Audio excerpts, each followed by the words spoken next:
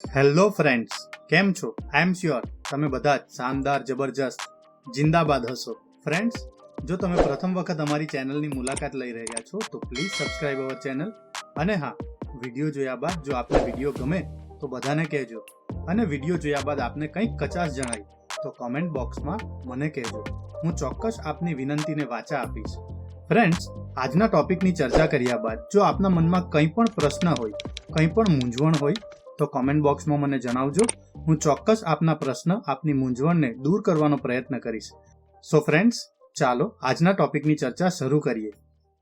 નમસ્કાર મિત્રો, આજના વિડીયોમાં આપણે જોઈશું કે ગુણોત્સવ અંતર્ગત 2019થી 2023 અને 2024-25ના ગુણોત્સવમાં કયો તફાવત છે. આ તમામ ગુણોત્સવની આજે આપણે સૌથી પહેલા તુલના કરીશું. ત્યારબાદ ગુણોત્સવ 2.0 અંતર્ગત કઈ મૂલ્યાંકન પદ્ધતિ અમલમાં આવશે તે જોઈશું. ત્યારબાદ ગુણોત્સવ 2.0ના મુખ્ય ક્ષેત્ર અને તેના પેટા ક્ષેત્ર અંગે ચર્ચા કરીશું. અને અંતે ગુણોત્સવ 2.0 અંતર્ગત કેવા મૂલ્યાંકન પત્રકો આવશે અને એ મૂલ્યાંકન પત્રકો કઈ રીતે ભરવાના થશે તે જોઈશું. સૌથી પહેલા ફ્રેન્ડ્સ, આપણે તુલના કરીશું ગુણોત્સવ 2019થી 23, ગુણોત્સવ 2023-24 અને ગુણોત્સવ 24-25. ફ્રેન્ડ્સ, અહીં આપણે સૌથી પહેલા ચર્ચા કરીએ વર્ષ 2019-20થી પ્રાથમિક શાળાઓમાં અમલમાં મૂકવામાં આવેલ ગુણોત્સવ 2.0નું મૂલ્યાંકન માળખું નીચે મુજબ હતું. એટલે કે અહીં 4 મુખ્ય ક્ષેત્ર હતા, જેમાં અધ્યયન અને અધ્યાપન, ત્યારબાદ શાળા વ્યવસ્થાપન, ત્યારબાદ સંસાધન અને તેનો ઉપયોગ, અને અંતે સહશૈક્ષણિક પ્રવૃત્તિઓ. આ 4 મુખ્ય ક્ષેત્ર હતા. ત્યારબાદ ગુણોત્સવ 2.0 એટલે કે વર્ષ 2023-24 દરમિયાન જે પદ્ધતિ અમલમાં આવી તેમાં 5 મુખ્ય ક્ષેત્રને સમાવેશ કરવામાં આવ્યા હતા, જેમાં મુખ્ય ક્ષેત્ર 1 અધ્યયન અને અધ્યાપન, ત્યારબાદ મુખ્ય ક્ષેત્ર 2 શાળા વ્યવસ્થાપન, મુખ્ય ક્ષેત્ર 3 સહશૈક્ષણિક પ્રવૃત્તિઓ, મુખ્ય ક્ષેત્ર 4 સંસાધનો અને તેનો ઉપયોગ, તથા અંતે એક વધારાનું મુખ્ય ક્ષેત્ર ઉમેરવામાં આવ્યું, જેમાં મુખ્યમંત્રી જ્ઞાન સેતુ જ્ઞાન સાધના મેરિટ સ્કોલરશિપ પરીક્ષામાં ભાગીદારી. તો અહીં આ એક 5મા નંબરનું મુખ્ય ક્ષેત્ર આપણને જોવા મળે છે. હવે ફ્રેન્ડ્સ, અહીં આપણે મુખ્ય ક્ષેત્ર અને પેટા ક્ષેત્રની ચર્ચા કરીએ તો વર્ષ 2019થી 23 દરમિયાન અધ્યયન અને અધ્યાપન એટલે કે મુખ્ય ક્ષેત્ર 1ને 64% વેઇટેજ આપવામાં આવ્યું હતું. ત્યારબાદ 2023-24 દરમિયાન 53% વેઇટેજ આપવામાં આવ્યું હતું, જે ગુણોત્સવ 2.0 એટલે કે 2024-25 દરમિયાન 52% કરવામાં આવ્યું છે.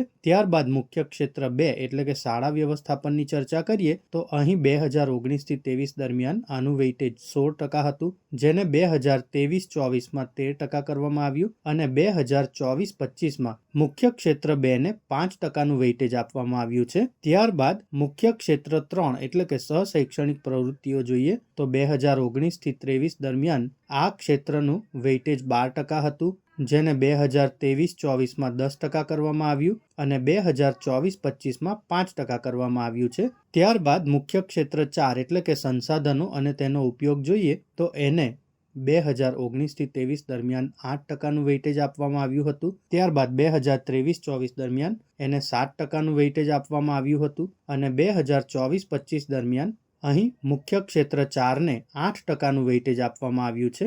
અહીં 5મું મુખ્ય ક્ષેત્ર જોઈએ એટલે કે રાજ્ય કક્ષાએ આયોજિત સ્પર્ધાત્મક પરીક્ષામાં ભાગીદારી. આ મુખ્ય ક્ષેત્રને 2019થી 23 દરમિયાન 0% વેઇટેજ હતું, કારણ કે તે દરમિયાન આ પરીક્ષાઓ અમલમાં આવી ન હતી. 2023-24 દરમિયાન એટલે કે પાછલા ગુણોત્સવમાં આ મુખ્ય ક્ષેત્રને 17%નું વેઇટેજ આપવામાં આવ્યું હતું, જેને વધારીને 2024-25ના ગુણોત્સવમાં 30%નું વેઇટેજ આપવામાં આવ્યું છે. તો અહીં આપણે ગુણોત્સવ 2.0 વર્ષ 2024-25ની ચર્ચા કરીએ તો મુખ્ય ક્ષેત્ર 1ને 52%નું વેઇટેજ આપવામાં આવ્યું છે, મુખ્ય ક્ષેત્ર 2ને 5%નું વેઇટેજ આપવામાં આવ્યું છે, સહશૈક્ષણિક પ્રવૃત્તિ એટલે કે મુખ્ય ક્ષેત્ર 3ને 5%નું વેઇટેજ આપવામાં આવ્યું છે, મુખ્ય ક્ષેત્ર 4 એટલે કે સંસાધનો અને તેના ઉપયોગને 8%નું વેઇટેજ આપવામાં આવ્યું છે, અને રાજ્ય કક્ષાએ સ્પર્ધાત્મક પરીક્ષામાં ભાગીદારી એટલે કે મુખ્ય ક્ષેત્ર 5ને 30%નું વેઇટેજ આપવામાં આવ્યું છે. હવે આપણે જોઈશું ગુણોત્સવ 2024-25માં કઈ મૂલ્યાંકન પદ્ધતિ અમલમાં આવી છે? વર્ષ 2024-25થી પ્રાથમિક શાળાઓમાં ગુણોત્સવ 2.0 પ્રક્રિયાને મુખ્ય 4 ભાગમાં વિભાજિત કરવામાં આવી છે. પહેલું છે સ્વમૂલ્યાંકન, ત્યારબાદ CRC કોઓર્ડિનેટર્સ દ્વારા મૂલ્યાંકન, ત્યારબાદ ત્રીજો તબક્કો છે રાજ્ય કક્ષાએ ઉપલબ્ધ થતા ડેટા આધારિત મૂલ્યાંકન અને ચોથો સ્ટેપ છે ક્રોસ વેરિફિકેશન. તો આ રીતે 4 તબક્કાવાર આ સમગ્ર પ્રક્રિયા પૂર્ણ થશે. અહીં આપણે ગુણોત્સવ 2.0 2024-25ની મૂલ્યાંકન પદ્ધતિની ચર્ચા કરીએ તો પહેલો સ્ટેપ છે સ્વમૂલ્યાંકન. અહીં સ્વમૂલ્યાંકનના તબક્કામાં શાળાના આચાર્ય જ શાળામાં તમામ મૂલ્યાંકન કરશે, જેને 20%નું વેઇટેજ આપવામાં આવ્યું છે. એટલે કે અહીં સ્વમૂલ્યાંકનને ફ્રેમવર્કનો 20% જેટલો ભાગ આપવામાં આવ્યો છે, વેઇટેજ આપવામાં આવ્યું છે. અહીં સ્વમૂલ્યાંકન હેઠળ સ્કૂલ એક્રેડિશન ફ્રેમવર્કમાં સમાવિષ્ટ પ્રક્રિયા આધારિત માપદંડોનો સમાવેશ થાય છે. આ ભાગમાં ફ્રેમવર્કના કુલ 20% હિસ્સાનો સમાવેશ થાય છે.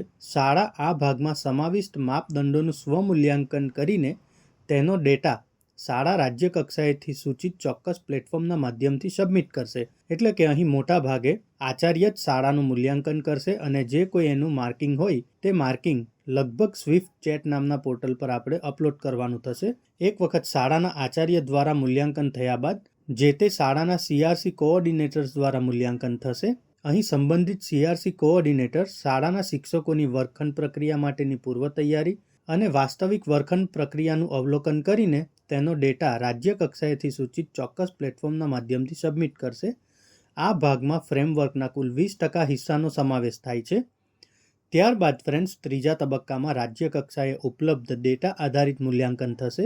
અહીં આપણે રાજ્ય કક્ષાએ ઉપલબ્ધ થતા ડેટા આધારિત મૂલ્યાંકનમાં શાળા દ્વારા વિવિધ માધ્યમોથી રાજ્ય કક્ષાની વિવિધ કચેરીઓને ઓનલાઈન સબમિટ કરવામાં આવતા ડેટા, રાજ્ય કક્ષાએથી લેવાતી વિવિધ પરીક્ષાઓના ડેટાના આધારે મૂલ્યાંકન કરવામાં આવશે.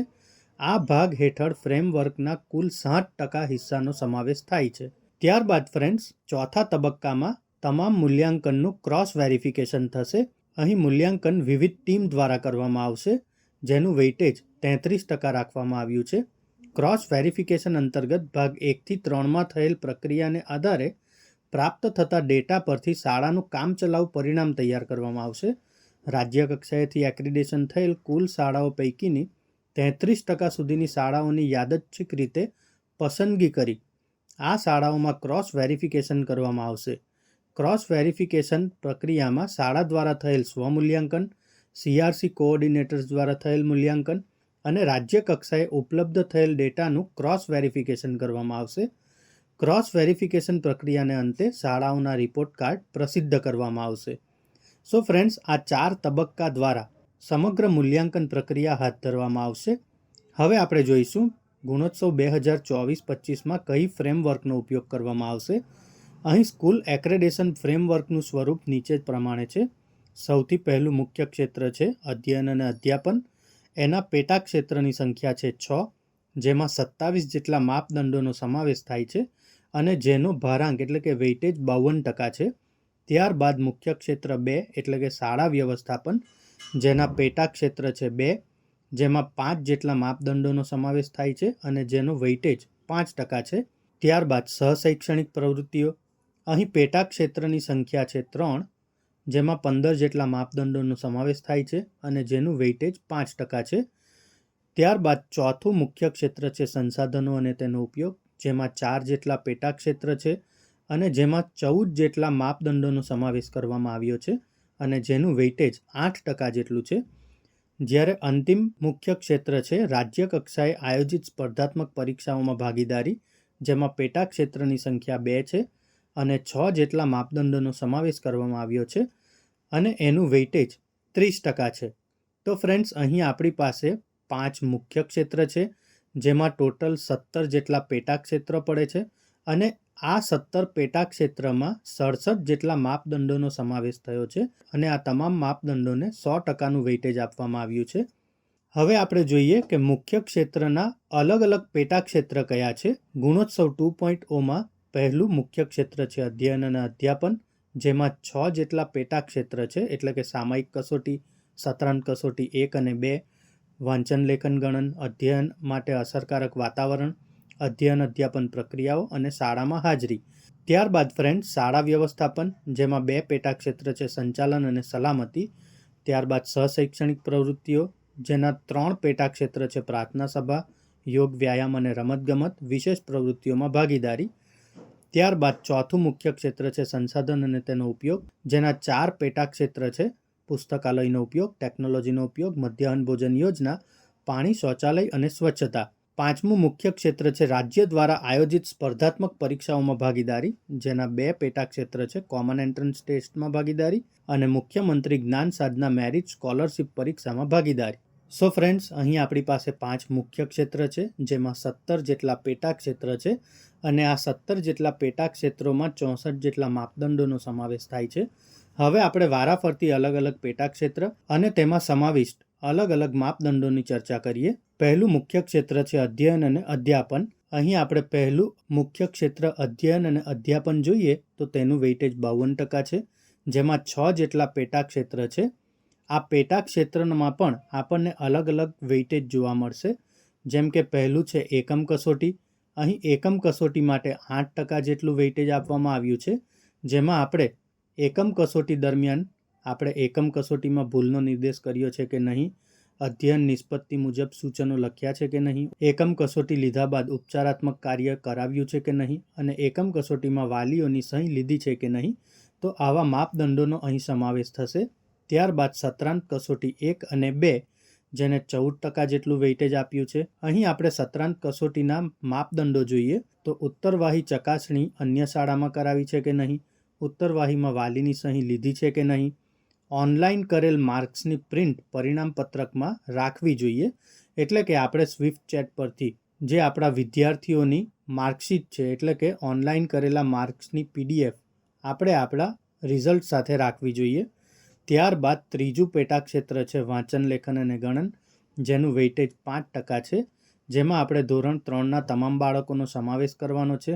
ત્યારબાદ વાંચન અને લેખન ભાષા શિક્ષક દ્વારા અને ગણન ગણિત શિક્ષક દ્વારા મૂલ્યાંકન અપેક્ષિત છે અને આ મૂલ્યાંકન દરમિયાન આચાર્યએ 20% બાળકોની ખરાઈ કરવાની રહે છે. ત્યારબાદ ફ્રેન્ડ્સ, અધ્યયન માટે અસરકારક વાતાવરણ પેટા ક્ષેત્રની ચર્ચા કરીએ તો અહીં 10% વેઇટેજ આપવામાં આવ્યું છે, જેમાં તાસ દરમિયાન બાળકોની બેઠક વ્યવસ્થા યોગ્ય હોવી જોઈએ, શિક્ષક દ્વારા બાળકોને યોગ્ય નામ અને સંબોધન સાથે બોલાવવા જોઈએ, અહીં વિદ્યાર્થી અને શિક્ષક વર્ગમાં ચર્ચા કરે તે અપેક્ષિત છે, અહીં તમામ બાળકોને તાસ દરમિયાન પ્રવૃત્તિ કરવાની તક મળવી જોઈએ, શિક્ષક દ્વારા અધ્યયન અધ્યાપનમાં તમામ બાળકોને જોડવા જોઈએ, અહીં શિક્ષક દ્વારા વિદ્યાર્થીઓને બિરદાવવા અથવા પ્રોત્સાહન આપવું જોઈએ, સમગ્ર વર્ગ કાર્ય દરમિયાન શિક્ષકનો વ્યવહાર સૌહાર્દપૂર્ણ હોવો જોઈએ, શિક્ષકે વિદ્યાર્થીઓના પ્રશ્નોને ચર્ચામાં સમાવવા જોઈએ, શિક્ષક દ્વારા તાસ દરમિયાન યોગ્ય TLMનો ઉપયોગ કરવો જોઈએ.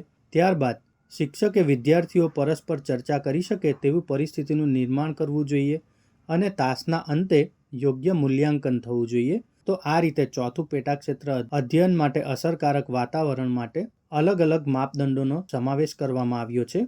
ત્યારબાદ પાંચમું પેટા ક્ષેત્ર છે અધ્યયન અધ્યાપન પ્રક્રિયા. અહીં 10%નું વેઇટેજ આપવામાં આવ્યું છે, જેમાં શિક્ષકે પોતાની દૈનિક નોંધપોથી નિભાવવી જોઈએ, અધ્યયન નિષ્પત્તિ મુજબ અધ્યાપન કાર્ય કરવું જોઈએ, શિક્ષકે બાળકોના પૂર્વજ્ઞાનનો ઉપયોગ કરવો જોઈએ, શિક્ષકે વર્ગમાં TLMનો ઉપયોગ કરવો જોઈએ, શિક્ષક દ્વારા રચનાત્મક પત્રક એ નિભાવવું જોઈએ, શિક્ષકે વર્ગ કાર્ય દરમિયાન પૂર્વ તૈયારી કરવી જોઈએ, શિક્ષકે પ્રશ્નો, પેટા પ્રશ્નો, વિચારક પ્રશ્નો, મુક્ત જવાબી પ્રશ્નો એટલે કે તમામ પ્રકારના પ્રશ્નો પોતાના તાસ દરમિયાન પૂછવા જોઈએ, આચાર્ય દ્વારા લોગબુક નિભાવવી જોઈએ, શિક્ષકે તાસના અંતે શીખવેલા તમામ મુદ્દાઓનું આકલન કરવું જોઈએ અને શિક્ષક દ્વારા કુમાર કન્યા તથા CWSN બાળકોની યોગ્ય ભાગીદારી નક્કી કરવી જોઈએ. તો આ રીતે પાંચમું પેટા ક્ષેત્ર અધ્યયન અધ્યાપન પ્રક્રિયા માટે અલગ અલગ માપદંડો નક્કી કરવામાં આવ્યા છે. ત્યારબાદ છઠ્ઠું પેટા ક્ષેત્ર છે હાજરી, જેને 5%નું વેઇટેજ આપવામાં આવ્યું છે. અહીં અલગ અલગ માપદંડો જોઈએ તો છેલ્લા સત્રની જિલ્લાની સરેરાશ હાજરીના સંદર્ભે શાળાની હાજરીનું ગુણાંકન થશે. જો શાળાની સરેરાશ હાજરી જિલ્લાની સરેરાશ હાજરીથી 5% વધુ હશે તો અહીં શાળાને પૂરા ગુણ આપવામાં આવશે, જ્યારે શાળાની સરેરાશ હાજરી જિલ્લાની સરેરાશ હાજરીથી 10% ઓછી હશે તો અહીં શાળાને 0% એટલે કે 0 ગુણ આપવામાં આવશે.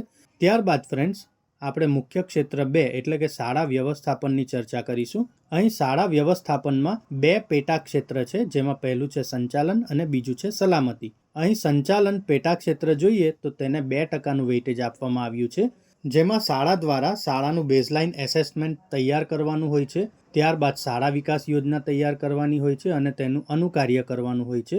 એસએમસીની બેઠકો નિયમિત રીતે યોજવી, એજન્ડા બુક, ઠરાવ બુક યોગ્ય રીતે નિભાવવી, શાળા સમયપત્રક અને ગાઈડલાઇન મુજબ તાસ ફાળવણી કરવી. તો ફ્રેન્ડ્સ, અહીં સંચાલન માટે આપણે આ રીતે અલગ અલગ માપદંડોને ધ્યાનમાં રાખીશું. ત્યારબાદ સલામતી પેટાક્ષેત્ર જોઈએ તો તેને 3%નું વેઇટેજ આપવામાં આવ્યું છે, જેમાં આપણે નકશા સાથે શાળા સલામતી પ્લાન બનાવવો જોઈએ, શાળાના ઓરડા, પાણીની ટાંકી આ તમામ વસ્તુઓની યોગ્ય વ્યવસ્થા કરવી જોઈએ, શાળામાં સીસીટીવી કેમેરા ઉપલબ્ધ હોવા જોઈએ. અહીં CWSN એટલે કે દિવ્યાંગ બાળકો માટે પણ વિશેષ સુવિધા શાળામાં હોવી જોઈએ. ત્યારબાદ શાળામાં આપત્તિ વ્યવસ્થાપન અંગે મોક ડ્રીલ થયેલી હોવી જોઈએ. આપત્તિ વ્યવસ્થાપન અંગે શિક્ષકો અને વિદ્યાર્થીઓ માહિતગાર હોવા જોઈએ. વિશેષ રોગવાળા વિદ્યાર્થીઓની માહિતી શાળામાં હોવી જોઈએ. શાળામાં ફર્સ્ટ એડ બોક્સ હોવું જોઈએ. શાળામાં ટ્રાન્સપોર્ટેશન સુવિધા હોવી જોઈએ તથા ફાયર સેફટીની બોટલ શાળામાં અવશ્ય હોવી જોઈએ. તો શાળા સલામતી માટે આપણે અલગ અલગ 10 જેટલા માપદંડોને ધ્યાનમાં રાખીશું. ત્યારબાદ આપણે ચર્ચા કરીશું મુખ્ય ક્ષેત્ર 3 સહશૈક્ષણિક પ્રવૃત્તિ. અહીં મુખ્ય ક્ષેત્ર 3 સહશૈક્ષણિક પ્રવૃત્તિઓની ચર્ચા કરીએ તો તેમાં 3 પેટા ક્ષેત્ર છે: પ્રાર્થના, યોગ, વ્યાયામ અને રમત તથા વિશેષ પ્રવૃત્તિમાં ભાગીદારી. અહીં પ્રાર્થના પેટા ક્ષેત્રની ચર્ચા કરીએ તો તેને 1.5%નું વેઇટેજ આપવામાં આવ્યું છે, જેમાં અલગ અલગ માપદંડો જેવા કે સંચાલન વિદ્યાર્થીઓ દ્વારા તથા પ્રાર્થના સભામાં બધાને તક મળવી જોઈએ, એટલે કે તમામ બાળકોને તક મળવી જોઈએ. અહીં કુમાર અને કન્યાની સપ્રમાણ ભાગીદારી હોવી જોઈએ. વિદ્યાર્થીઓ દ્વારા વાજિંત્રનો ઉપયોગ થયેલો હોવો જોઈએ. વિવિધ પ્રવૃત્તિઓ જેમ કે ઘડિયા, સમાચાર, પ્રશ્નોત્તરી વગેરે શાળા પ્રાર્થનામાં સમાવિષ્ટ હોવી જોઈએ તથા પ્રાર્થનાની પસંદગી અને રજૂઆતમાં વિવિધતા હોવી જોઈએ. તો આ રીતે પ્રાર્થના માટે આપણે અલગ અલગ માપદંડોને ધ્યાનમાં રાખીશું. ત્યારબાદ યોગ, વ્યાયામ અને રમતગમત જોઈએ તો તેને પણ 1.5%નું વેઇટેજ આપવામાં આવ્યું છે, જેમાં અલગ અલગ માપદંડો જેમ કે તમામ વિદ્યાર્થીઓની યોગિક ક્રિયામાં ભાગીદારી હોવી જોઈએ, રમતોત્સવ, ખેલ મહાકુંભમાં વિવિધ સ્તરે ભાગીદારી હોવી જોઈએ, શાળામાં સમૂહ કવાયતની નિયમિતતા અને તાસ ફાળવણી થયેલી હોવી જોઈએ તથા તમામ ધોરણના કુમાર અને કન્યાઓને દરેક રમતોમાં સમાન તક અને ભાગીદારી મળેલી હોવી જોઈએ. અહીં ફ્રેન્ડ્સ, આપણે ખેલ મહાકુંભ અંતર્ગત જે કોઈ વિદ્યાર્થીઓનું રજિસ્ટ્રેશન કર્યું હોય તે વિદ્યાર્થીઓની ફાઇલ આપણે હાર્ડ કોપી સાથે શાળામાં નિભાવેલી હોવી જોઈએ. ત્યારબાદ ત્રીજો પેટા ક્ષેત્ર જોઈએ તો વિશેષ પ્રવૃત્તિમાં ભાગીદારી, જેને 2%નું વેઇટેજ આપવામાં આવ્યું છે. અહીં ફ્રેન્ડ્સ, આપણે ગણિત વિજ્ઞાન પ્રદર્શનમાં વિવિધ કક્ષાએ ભાગીદારી કરેલી હોવી જોઈએ. ત્યારબાદ પર્યાવરણ સંવર્ધન પ્રવૃત્તિ, વૃક્ષારોપણ, ઇકો ક્લબ, કિચન ગાર્ડન, ઔષધિ બાગ વગેરે શાળા કક્ષાએ બનાવેલું હોવું જોઈએ. ત્યારબાદ 10 કે તેથી વધુ સાંસ્કૃતિક પ્રવૃત્તિ એટલે કે જેમાં રાષ્ટ્રીય તહેવારોની ઉજવણી પણ આપણે સામેલ કરી શકીએ, આવી પ્રવૃત્તિઓ આપણી શાળામાં થયેલી હોવી જોઈએ. 10 કે તેથી વધુ શૈક્ષણિક મુલાકાત અને તેનું અનુકાર્ય થયેલું હોવું જોઈએ, એટલે કે અલગ અલગ ફિલ્ડ વિઝિટ પણ આપણી શાળામાં થયેલી હોવી જોઈએ. અને શાળામાં મૂલ્યલક્ષી પ્રવૃત્તિઓ જેમ કે આજનું ગુલાબ, આજનો દીપક, રામહાટ, ખોયાપાયા, અક્ષય પાત્ર આ તમામ પ્રવૃત્તિ આપણી શાળા કક્ષાએ થયેલી હોવી જોઈએ. અને આ જે તે પ્રવૃત્તિ આપણી શાળામાં થઈ હોય તો તે પ્રવૃત્તિઓના ફોટા સાથેનો અહેવાલ ફાઇલ વર્ક કરીને આપણે આપણી શાળાએ રાખવો જોઈએ. ત્યારબાદ ફ્રેન્ડ્સ, ચોથું મુખ્ય ક્ષેત્ર જોઈએ તો સંસાધનોનો ઉપયોગ. અહીં સંસાધનોનો ઉપયોગ અંતર્ગત 4 જેટલા પેટા ક્ષેત્ર છે, જેમાં પહેલું છે પુસ્તકાલય, બીજું છે ટેકનોલોજીનો ઉપયોગ, ત્રીજું છે મધ્યાહન ભોજન અને ચોથું છે પાણી, શૌચાલય અને સ્વચ્છતા. અહીં સૌથી પહેલાં પુસ્તકાલયની ચર્ચા કરીએ તો તેને 2%નું વેઇટેજ આપવામાં આવ્યું છે, જેમાં આપણે શાળા કક્ષાએ પુસ્તક ઇસ્યુ રજિસ્ટર નિભાવવું જોઈએ. અહીં શિક્ષકો દ્વારા વર્ષ દરમિયાન ઓછામાં ઓછા 10 પુસ્તકોનું વાંચન થયેલું હોવું જોઈએ તથા વિદ્યાર્થીઓ દ્વારા વર્ષ દરમિયાન ઓછામાં ઓછા 5 પુસ્તકોનું વાંચન થયેલું હોવું જોઈએ. એનો મતલબ, જો આપણી શાળામાં 5 શિક્ષકો હોય તો પુસ્તક ઇસ્યુ રજિસ્ટરમાં આપણી 50થી વધુ બુક્સનું રજિસ્ટ્રેશન થયેલું હોવું જોઈએ. અને આપણા શાળામાં જો 50 વિદ્યાર્થી હોય તો આ 50 વિદ્યાર્થીઓ દ્વારા 250 જેટલી પુસ્તકોનું વાંચન અહીં વર્ષ દરમિયાન થયેલું હોવું જોઈએ. ત્યારબાદ ફ્રેન્ડ્સ, ટેકનોલોજીનો ઉપયોગ જોઈએ તો એને 2.5%નું વેઇટેજ આપવામાં આવ્યું છે. અહીં તમામ શિક્ષકો દ્વારા શૈક્ષણિક કાર્યમાં ટેકનોલોજીનો ઉપયોગ થતો હોવો જોઈએ, જેમાં આપણે સ્માર્ટ બોર્ડ, જી શાળા વગેરે એપ્લિકેશનના ઉપયોગ દ્વારા પણ શિક્ષણમાં ટેકનોલોજીનો ઉપયોગ કરી શકીએ છીએ. જો આ વસ્તુ આપણી પાસે ન હોય તો તેના વગર આપણે જ્ઞાનકુંજ, યુટ્યુબ આવી તમામ પ્રકારની ટેકનોલોજી આપણા વર્ગમાં ઉપયોગ કરી શકીએ છીએ. અહીં ધોરણ 6 થી 8ના વિદ્યાર્થીઓ દ્વારા શૈક્ષણિક કાર્યમાં ટેકનોલોજીનો ઉપયોગ અને જાણકારી હોવી જરૂરી છે. તો આ રીતે ટેકનોલોજી માટે અલગ અલગ માપદંડો અહીં આપણે જોઈ શકીએ છીએ. ત્યારબાદ ફ્રેન્ડ્સ મધ્યાહન ભોજન જોઈએ તો એને પણ 1.5%નું વેઇટેજ આપવામાં આવ્યું છે. અહીં મધ્યાહન ભોજનમાં નિયમિતતા હોવી જોઈએ. મધ્યાહન ભોજનનો લાભ તમામ બાળકોને મળવો જોઈએ. મધ્યાહન ભોજન વખતે વિદ્યાર્થીઓ હાથ મોં ધોઈને જ જમવા બેસતા હોવા જોઈએ. મધ્યાહન ભોજનની ગુણવત્તા શિક્ષક દ્વારા ચકાસવામાં આવતી હોવી જોઈએ. મધ્યાહન ભોજન રસોડું, વાસણો તથા વિદ્યાર્થીઓની બેસવાની જગ્યા સ્વચ્છ હોવી જોઈએ. ત્યારબાદ ફ્રેન્ડ્સ ચોથું પેટા ક્ષેત્ર જોઈએ તો પાણી, શૌચાલય અને સ્વચ્છતા, જેને 2%નું વેઇટેજ આપવામાં આવ્યું છે. અહીં તમામ બાળકોને પીવાના પાણીની ઉપલબ્ધતા હોવી જોઈએ. પાણીની ટાંકી, શૌચાલયની યોગ્ય સામગ્રીથી નિયમિત સફાઈ થતી હોવી જોઈએ. તમામ શૌચાલયમાં પાણીની સુવિધા હોવી જોઈએ તથા શાળાના વિદ્યાર્થીઓની શારીરિક સ્વચ્છતાની તપાસ એટલે કે નખ, આંખ, કાન, દાંત વગેરે જેવી સ્વચ્છતાની તપાસ યોગ્ય સમયસર થતી હોવી જોઈએ. ત્યારબાદ ફ્રેન્ડ્સ મુખ્ય ક્ષેત્ર 5 આપણે જોઈએ તો રાજ્ય દ્વારા સ્પર્ધાત્મક પરીક્ષામાં ભાગીદારી, જેના 2 પેટા ક્ષેત્ર છે. કોમન પ્રવેશ પરીક્ષા એટલે કે કોમન એન્ટ્રન્સ ટેસ્ટ CET અને જ્ઞાન સાધના પરીક્ષા CGMS. અહીં કોમન એન્ટ્રન્સ ટેસ્ટને આપણે 15%નું વેઇટેજ આપવામાં આવ્યું છે, જેમાં જ્ઞાન સેતુ પરીક્ષામાં પાત્રતા ધરાવતા તમામ વિદ્યાર્થીઓના આવેદન ભરાવવા અને પરીક્ષા અપાવવી તથા જ્ઞાન સેતુ પરીક્ષામાં બેઠેલા વિદ્યાર્થીઓ પૈકી ઓછામાં ઓછા 20% વિદ્યાર્થીઓ મેરિટમાં આવે તે માટે તૈયારી કરાવી અને સરેરાશ ગુણ પણ ધ્યાને લેવાશે. તો આ રીતે કોમન એન્ટ્રન્સ ટેસ્ટનું પરિણામ ખૂબ મહત્વનું થઈ જાય છે, જ્યારે એની સાથે જ્ઞાન સાધના પરીક્ષાને પણ 15%નું વેઇટેજ આપવામાં આવ્યું છે, જેમાં જ્ઞાન સાધના પરીક્ષામાં પાત્રતા ધરાવતા તમામ વિદ્યાર્થીઓના આવેદન ભરાવવા અને પરીક્ષા અપાવવી. જ્ઞાન સાધના પરીક્ષામાં બેઠેલા વિદ્યાર્થીઓ પૈકી ઓછામાં ઓછા 20% વિદ્યાર્થીઓ મેરિટમાં આવે તે માટે તૈયારી કરાવી અને અહીં પણ સરેરાશ ગુણ ધ્યાનમાં લેવાશે. તો આ રીતે કોમન એન્ટ્રન્સ ટેસ્ટ અને જ્ઞાન સાધના પરીક્ષા એટલે કે રાજ્ય કક્ષા દ્વારા આયોજિત સ્પર્ધાત્મક પરીક્ષાઓની ભાગીદારી ખૂબ મહત્વની થઈ જાય છે. હવે ફ્રેન્ડ્સ આપણે જોઈશું વર્ષ 2024-25 ગુણોત્સવ દરમિયાન કયા કયા મૂલ્યાંકન પત્રકો નિભાવવાના થશે. અહીં મુખ્ય ક્ષેત્ર 1નું મૂલ્યાંકન કરવા માટે આપણને અલગ અલગ ઇન્ડિકેટર્સ આપવામાં આવ્યા છે, સાથે ધોરણ આપવામાં આવ્યા છે અને આ ઇન્ડિકેટર્સ વિષય પ્રમાણે એચીવ થયા છે કે નહીં તે આચાર્ય દ્વારા અહીં ફિલઅપ કરવાનું થશે. અહીં માપદંડ 1.1.1 એટલે કે સામયિક કસોટીની ઉત્તરપોથીઓની ચકાસણી જોઈએ તો એનું પહેલું ઇન્ડિકેટર છે સામયિક કસોટીઓ ચકાસવામાં આવેલ છે. ત્યારબાદ સામયિક કસોટી ચકાસતી વખતે વિદ્યાર્થીઓની ભૂલનો નિર્દેશ કરેલ છે. ત્યારબાદ જ્યાં ગુણ કપાયા છે તેનો સ્પષ્ટ નિર્દેશ કરેલ છે તથા તમામ પ્રશ્નોના જવાબો યોગ્ય રીતે ગુણ આપવામાં આવેલ છે કે નહીં. અહીં બી પત્રક જોઈએ તો માપદંડ છે સામયિક કસોટીની આન્સર ઉત્તરપોથીઓમાં વિદ્યાર્થીઓના જવાબો. અહીં પ્રશ્નની સૂચના પ્રમાણે જવાબ લખેલ છે કે નહીં, લખેલ જવાબ અધ્યયન નિષ્પત્તિઓ અનુરૂપ છે, વાક્ય રચના ભૂલ રહિત છે. તો આ ઇન્ડિકેટર્સ દ્વારા આ મૂલ્યાંકન પત્રક ભરવાનું થશે.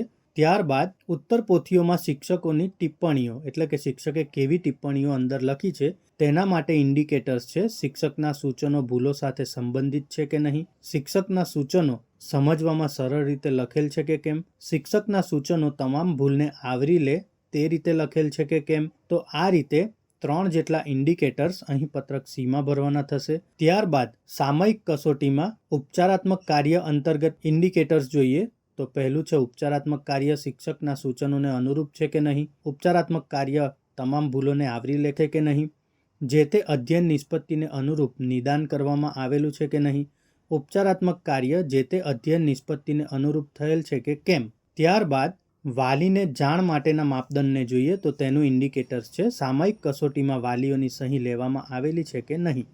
તો ફ્રેન્ડ્સ અહીં મુખ્ય ક્ષેત્ર 1 એટલે કે અધ્યયન અધ્યાપન માટે જે આપણી સામયિક કસોટી એટલે કે એકમ કસોટી માટે આપણે આટલા ઇન્ડિકેટર્સને ખાસ ધ્યાનમાં રાખવા જોઈએ. ત્યારબાદ ફ્રેન્ડ્સ અહીં આપણે બીજું પેટા ક્ષેત્ર જોઈએ તો તે છે સત્રાંત કસોટી, જેમાં અલગ અલગ ઉત્તરપોથીઓની ચકાસણી કરવામાં આવી હશે, જેના માટે આ રીતે ઇન્ડિકેટર્સ ધ્યાનમાં લેવામાં આવશે. સત્રાંત કસોટીની ઉત્તરપોથીઓ ચકાસવામાં આવેલ છે કે કેમ, વિદ્યાર્થીઓને અપાયેલા ગુણ તેમના જવાબોને મળવાપાત્ર ગુણ જેટલા જ જણાય છે કે કેમ, ઉત્તર વહીમાં અપાયેલ કુલ ગુણ અંદરના ભાગે પ્રત્યેક જવાબને આપેલ ગુણને અનુરૂપ છે કે કેમ. ત્યારબાદ ફ્રેન્ડ્સ પરિણામ પત્રકમાં ગુણોની નોંધ એટલે કે પત્રક સીમાં આપણે જે માર્ક્સ લખીએ છીએ તે માર્ક્સ પ્રોપર લખાયા છે કે નહીં તે ચેક કરવા 2 ઇન્ડિકેટર્સ દર્શાવવામાં આવ્યા છે, જેમાં પહેલું છે વિદ્યાર્થીઓની ઉત્તરવહીના ગુણ અને ફોર્મેટ સીના ગુણ એક સમાન છે કે કેમ.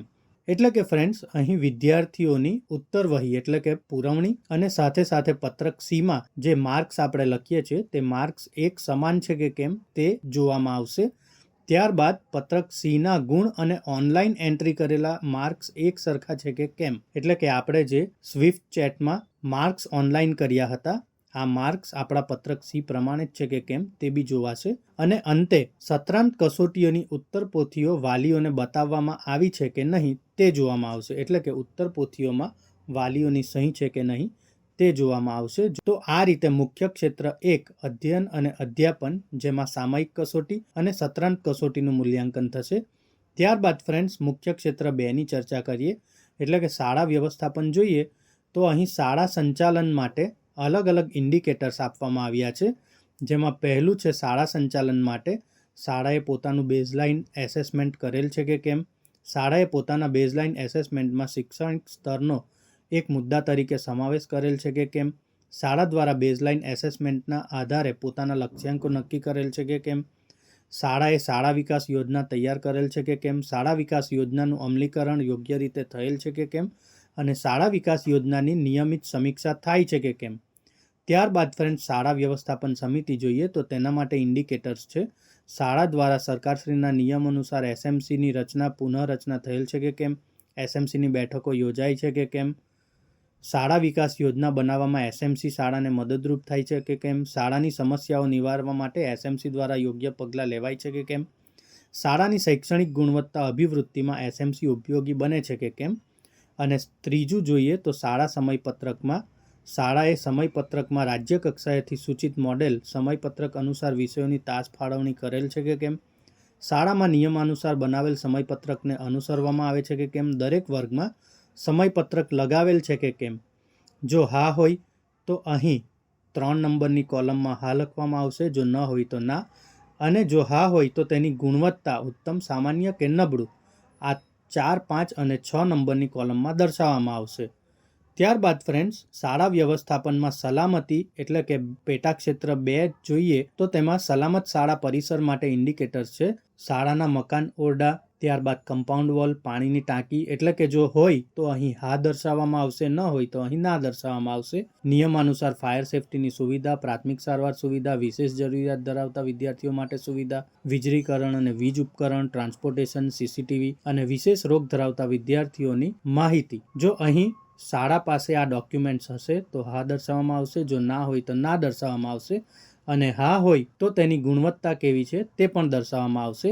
ત્યારબાદ પેટાક્ષેત્ર સલામતી માટે આપત્તિ વ્યવસ્થાપન અંતર્ગત અલગ અલગ ઇન્ડિકેટર્સ જોઈએ તો શાળામાં આપત્તિ વ્યવસ્થાપન માટેનો પ્લાન છે કે કેમ. વિદ્યાર્થીઓને શાળાના વ્યવસ્થાપનના પ્લાનની જાણકારી છે કે કેમ. શાળાના આચાર્ય શિક્ષકો આપત્તિ વ્યવસ્થાપન માટે તાલીમ લીધી છે કે કેમ.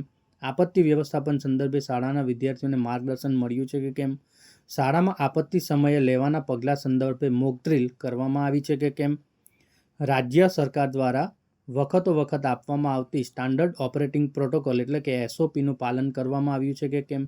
તો આ રીતે શાળા વ્યવસ્થાપન માટે 16 જેટલા ઇન્ડિકેટર્સ દર્શાવવામાં આવ્યા છે. ત્યારબાદ ફ્રેન્ડ્સ મુખ્ય ક્ષેત્ર 3 એટલે કે સહશૈક્ષણિક પ્રવૃત્તિ જોઈએ તો તેમાં પ્રાર્થના સભા, યોગ વ્યાયામ અને રમતગમત તથા વિશેષ પ્રવૃત્તિમાં ભાગીદારીનો સમાવેશ કરવામાં આવ્યો છે. જેના માપદંડો જોઈએ તો પ્રાર્થના સભામાં વિદ્યાર્થીની ભાગીદારી, પ્રાર્થના સભામાં સંચાલનમાં કુમાર અને કન્યાઓને સમાન તક, પ્રાર્થના સભામાં વિદ્યાર્થીઓ દ્વારા વિવિધ વાજિંત્રનો ઉપયોગ, ઘડિયાગાન, સમાચાર વાંચન, પ્રશ્નોત્તરી જેવી પ્રવૃત્તિ, પ્રાર્થના સભાની રજૂઆતમાં વૈવિધ્યતા. ત્યારબાદ યોગ વ્યાયામ જોઈએ તો વિદ્યાર્થીઓની યોગિક ક્રિયાઓમાં ભાગીદારી, રમતોત્સવ અથવા ખેલ મહાકુંભમાં વિવિધ કક્ષાએ ભાગીદારી, સમૂહ કવાયતની નિયમિતતા, વિદ્યાર્થીઓને રમતગમત અને વ્યાયામની નિયમિત તક તથા રમતગમતની પ્રવૃત્તિઓમાં કન્યાઓની સપ્રમાણ ભાગીદારી અને અંતે વિશેષ પ્રવૃત્તિઓ જોઈએ તો ગણિત વિજ્ઞાન પ્રદર્શન. ત્યારબાદ પર્યાવરણ સંવર્ધનની પ્રવૃત્તિઓ, રાષ્ટ્રીય તહેવારની ઉજવણી, શૈક્ષણિક મુલાકાત અને શાળામાં મૂલ્યલક્ષી પ્રવૃત્તિઓનું આયોજન. અહીં મિત્રો શાળા કક્ષાએ આ તમામ પ્રવૃત્તિઓ જે ગુણવત્તા સાથે થતી હશે તે પ્રમાણે અહીં હા અથવા ના દર્શાવવામાં આવશે. ત્યારબાદ ફ્રેન્ડ્સ મુખ્ય ક્ષેત્ર 4 એટલે કે સંસાધનોનો ઉપયોગ જોઈએ તો તેમાં પુસ્તકાલય, ટેકનોલોજી, મધ્યાહન ભોજન અને પાણી, શૌચાલય, સ્વચ્છતાનો સમાવેશ કરવામાં આવે છે. જેમાં શિક્ષકો દ્વારા શાળા પુસ્તકાલયનો ઉપયોગ, વિદ્યાર્થીઓ દ્વારા શાળા પુસ્તકાલયનો ઉપયોગ, ધોરણ 6 થી 8ના વિદ્યાર્થીઓ ટેકનોલોજીનો ઉપયોગ કરે છે કે કેમ, જમવા બેસતા પહેલા વિદ્યાર્થીઓની સ્વચ્છતા અંગેની ટેવ, શિક્ષકો દ્વારા મધ્યાહન ભોજનની ગુણવત્તાની ચકાસણી, મધ્યાહન ભોજન સંબંધિત જગ્યાએ સાધનો અને વાસણની સ્વચ્છતા, પીવાલાયક પાણીની સ્વચ્છતાની ઉપલબ્ધતા, યોગ્ય સામગ્રી દ્વારા શૌચાલયની નિયમિત સફાઈ, શૌચાલયમાં પાણીની ઉપલબ્ધતા તથા વિદ્યાર્થીઓની શારીરિક સ્વચ્છતા. આ રીતે મુખ્ય ક્ષેત્ર 4 એટલે કે સંસાધન અને તેના ઉપયોગોનું મૂલ્યાંકન કરવામાં આવશે, જેમાં જે પરિસ્થિતિ હશે, જે ગુણવત્તા હશે તે પ્રમાણે અહીં અલગ અલગ ઇન્ડિકેટર્સ દર્શાવવામાં આવશે. સો ફ્રેન્ડ્સ, હું આશા રાખું છું કે આજે જે માહિતી મેં આપને આપી તે આપને ગમી હશે. જો આપ ઈચ્છો છો કે હું બીજા પણ આવા ટોપિક પર વિડીયો બનાવતો રહું તો પ્લીઝ કમેન્ટ બોક્સમાં એ ટોપિકના ટાઇટલ મને જણાવજો. હું ચોક્કસ એ ટોપિક પર આપની સાથે ચર્ચા કરીશ. Thank you very much and best luck for your exams.